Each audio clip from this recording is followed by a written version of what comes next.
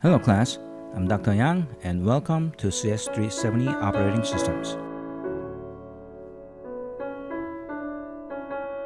Hi, in this video I'm going to talk about Chapter 6, Multi-Object Synchronization, which is mostly about deadlock. Okay, this is the outline of this lecture. We're going to first talk about the context of this problem. So we are going to first talk about what it means by atomicity when you're dealing with multiple objects. And each of the object has its own locks and synchronization implication.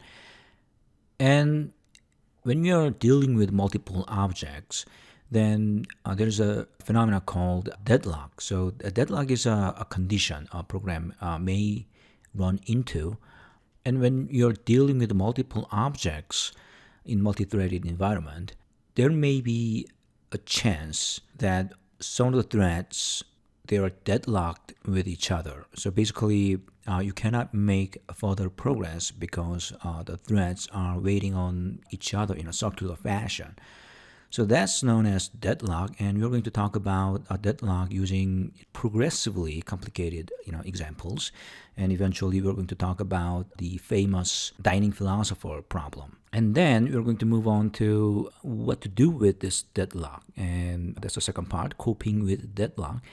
And listed here are the three major approaches. So basically lock ordering, or also known as lock ranking, is the one that you can employ. And actually a lot of big systems, they use this lock ordering or lock ranking approach quite extensively. Okay, so if you look at, for example, a database implementation or operating system kernel, the serious applications, they usually come with written or sometimes unwritten lock ordering rules. And all the programmers has to abide by this lock ordering rule.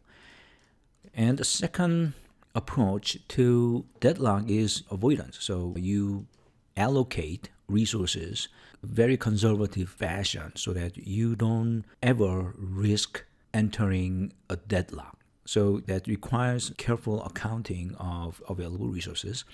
And the last one is detection and recovery. Detection and recovery solution is also quite extensively used, especially in database applications, where you want to guarantee the integrity of the data from possible corruption and recovery from possible crashes. So the idea here is you sort of allow rollback of the system state, program state, so that if something happens, if you detect a deadlock or if you encountered a condition where you might be in trouble, then you just back out and restart the system from the known good state. All right, multi-object atomicity. So the situation that we are dealing with is you have multiple objects and obviously multiple threads. I'm going to use this whiteboard area. Let's say these are objects, and we are considering a situation where individual object has its own locks, associated lock. The lock is there to protect these objects. So obviously, if a thread wants to access, for example, this object, then you have to first grab this lock. And only after you successfully acquire this lock, then you can read and modify this object. And then when you're done, then you release the lock. So this is the obvious protocol that you have to use in multi-threaded environment. And we have multiple these objects. And individual object comes with its own lock that protects this object. So the situation here is, what if a thread needs more than one object to accomplish a certain goal? For example, a thread may need all three objects to accomplish certain thing. Then the thread needs to acquire all three locks to perform some operations on all three objects at the same time. And then when you're done, then you release all this lock. Okay, that's good. On the other hand, at the same time, there's another thread that probably needs two objects, and that thread may need locks only this one and this one. So sometimes, if you're not careful, this is seemingly innocuous implementation may lead to deadlock. And we'll see why when we're going through multiple examples. All right, so before talking about that, let's think about what's needed when you want to acquire these multiple locks. So, careful class design, you can just say ignore this. And obviously, if you want to acquire multiple locks, for example, a thread that requires 3 locks, then you can come up with an interface, okay, special interface, where by executing this atomic interface, you get to acquire all 3 locks at the same time. This is very important to recognize this. Acquire all, release all semantic. I'm talking about this. Acquire all, release all. This means that there may be interface something like this.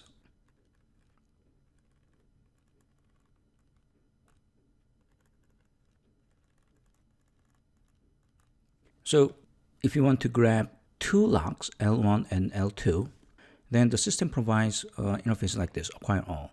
And this interface is basically atomic, okay, just like mutex acquire and condition variable wait and signal. These interface, we assume that the operation is atomic. You're imposing the same semantic here. So somehow the system implements this acquire all function. And if you use this acquire all, then it is guaranteed that lock L1 and L2 are acquired at the same time. And if you want to release 2 locks, then you need to call this release all function. All right. If you have this acquire all and release all interface, then there will be no deadlock. So if the system provides this acquire all, release all interface, then you can use this interface to grab multiple locks at the same time. And if you're using this, then there will be no risk of deadlock. But the problem here is, first of all, the interface itself. So you have to know which lock you would need in advance. Sometimes when you're writing program, you thought that you just need to access this object only. And then in the middle of processing, it turns out that you also need this object. Then you have to grab the lock of the second object that you need. But if you're using acquire all, release all, then you cannot do it. So if you're sticking to this acquire all, release all approach, then you have to figure out that if you have a little bit of a chance of requiring different lock, then you have to grab that lock as well. The second problem here is, the thing is the implementation issue. So how do you implement acquire all? Somebody has to come up with the atomic interface that gives the appearance of grabbing all the locks. But that's the hardest problem. So assuming the existence of acquire all is a quite difficult assumption to make. You're basically punting the problem. All right, so that's acquire all and release all approach. And two-phase locking means you acquire locks as needed, but do not release any until request is completed. So going back to this scenario here, if you started out grabbing this object first, okay, and you acquire this lock, and later it turns out you needed this object. If you're following two-phase locking approach, then you can grab this lock while you're holding this lock. And then if you accomplished what you wanted to do, then only then you release all the locks that you acquired. So that means in the middle, you're only grabbing more and more lock. You don't release the lock in the middle partially. This approach is known as two-phase locking. So this two-phase locking is a little bit relaxed form of acquire all, release all semantic. A much easier approach to follow. But if you're not careful, you still run the risk of getting into deadlock. All right, so I just wanted to talk about the definition of the names. The thing is, from now on, we're going to assume that we don't have this acquire all, release all interface, and we're not going to use the two-phase locking. And when you're talking about the subsequent deadlock discussion. Okay, so definition of some terminologies. We are going to use the term resource to refer to any passive thing needed by a thread to do its job. So you can refer to a CPU time, disk space, memory, or log, whatever. And mostly we're going to talk about in terms of logs, okay? But you can extend the idea that's developed using this log into different types of resources. And there are two types of resources. So if a resource is preemptible, that means operating system can take away the resource from the thread. And if the resource is non-preemptible, that means the operating system does not take that resource out of the thread that's already been assigned to. And starvation means that a thread waits indefinitely for any reason. So if thread develops a condition where it doesn't make any progress for any reason, that means the thread is starving. All right, so deadlock. Now, the deadlock is defined as a circular waiting for resources. Deadlock obviously implies starvation because one or more threads are waiting for each other. So none of them can make any progress, by definition of starvation. But not vice versa. So starvation may arise other than deadlock. All right, let's talk about deadlock example. So obviously the log is a mutex log, and you wrote a piece of code. So you acquire the log, and then you acquire the same log again without releasing it. Obviously, this is a bug, okay? You shouldn't be doing this. But, if you think about it, if you're already granted with the log, then would it be okay to just keep allowing the thread to grab the log again? Should we allow recursive locking or not? So by default, most log doesn't allow recursive locking for obvious safety reason.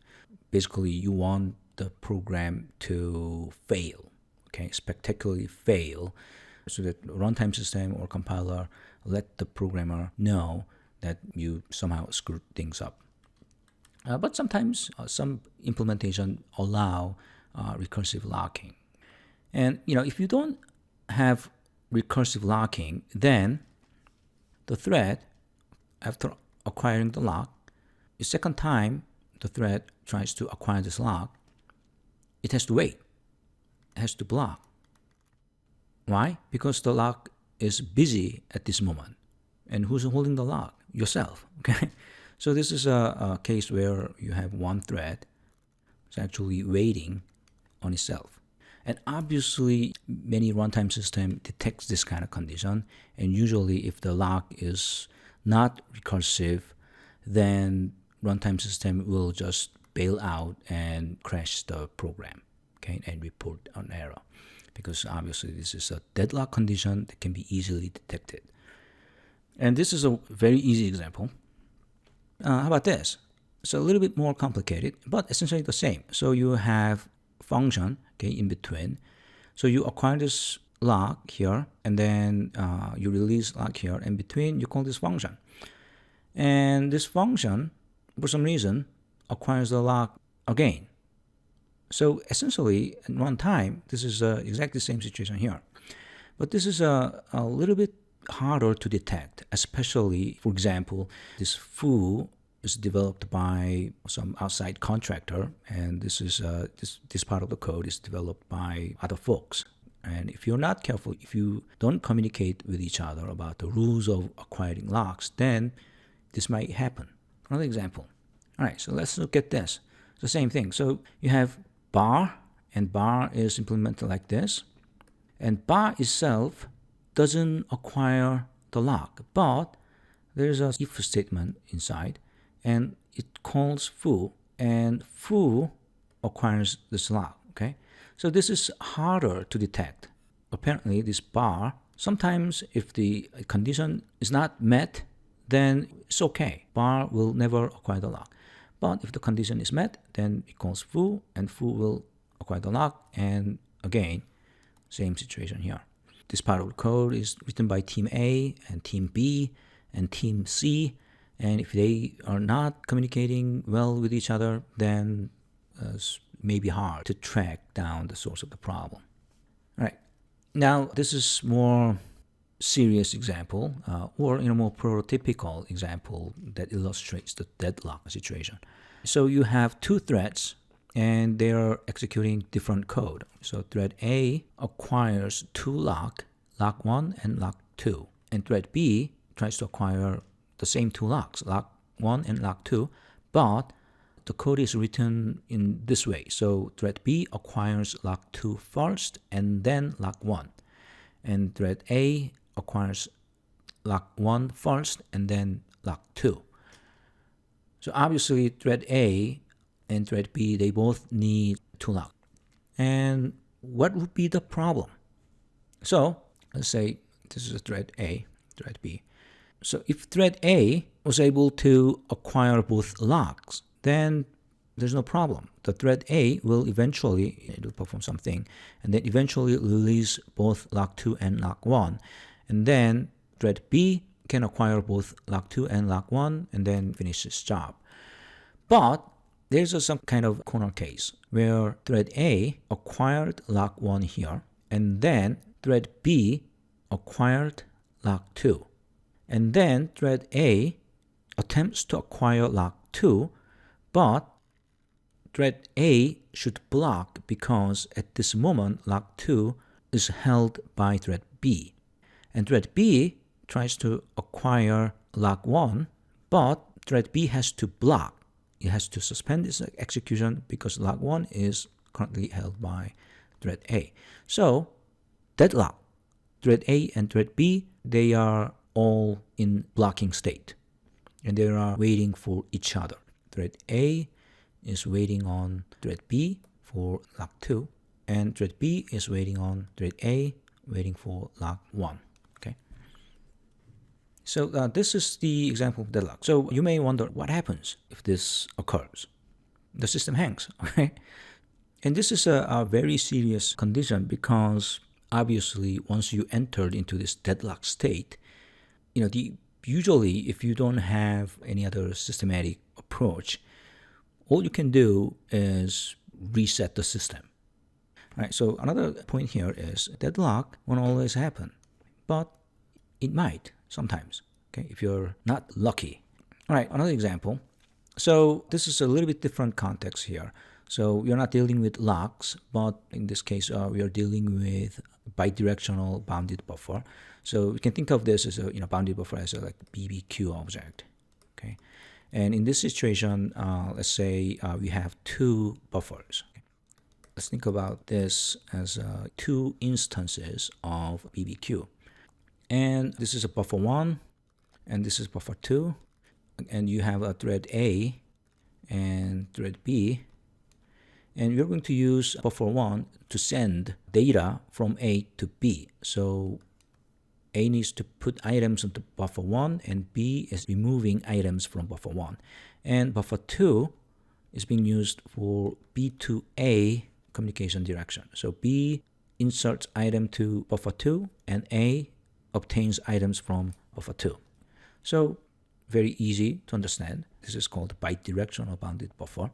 And the thing is, if you're not careful, this seemingly simple structure may lead to a deadlock. And let's take a look at this example, thread A and thread B. And some part of the code, thread A inserts items to buffer 1. And then thread A extracts 2 items from buffer 2. And thread B inserts 2 items to buffer 2 and extracts 2 items from buffer 1. This code may result in deadlock between A and B. Why?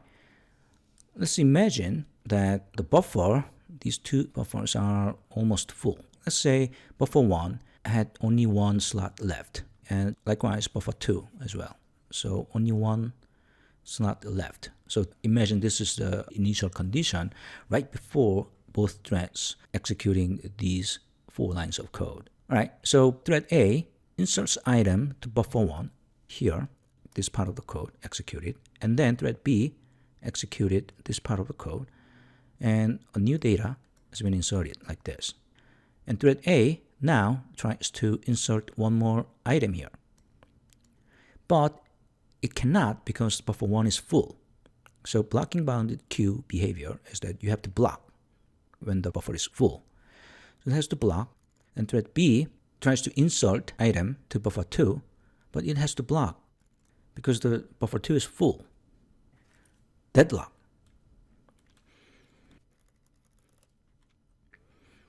All right, another example. So, not just lock, but also a condition variable, because a condition variable internally has to wait like this. So this is a sort of a modified version of prototypical example of waiting using condition variable. This, you should be very familiar with this construction here. So this is the thread that waits, and this is the thread that signals. Nothing special here. But in this example, thread A has an additional lock 1. So over here, inside this condition variable wait loop, you're releasing the lock 2. But because this whole block is enclosed by this lock 1, you're actually entering into sleep holding lock. So the lock 1 is still being held by thread A, even though thread A released the lock 2 and went to sleep, went to wait. And thread B is also has this critical section protected by lock 1, and this signal path is inside this critical section protected by lock 1. So that means thread B cannot actually enter this whole block because lock 1 is being held by thread A. So thread B at this moment has to block, and that implies that the condition signal will never get called. So what's the result? Deadlock. All right, so the discussion here, the message here is the deadlock is not just a program bug. It's not your run-of-the-mill program bug that you can fix by using different functions or variables. No, it's more than that. It's a condition. It's a degenerative condition that may pop up all over the places in all different kinds of situations when you're dealing with multiple objects in multi-threaded or multi-process concurrent environment.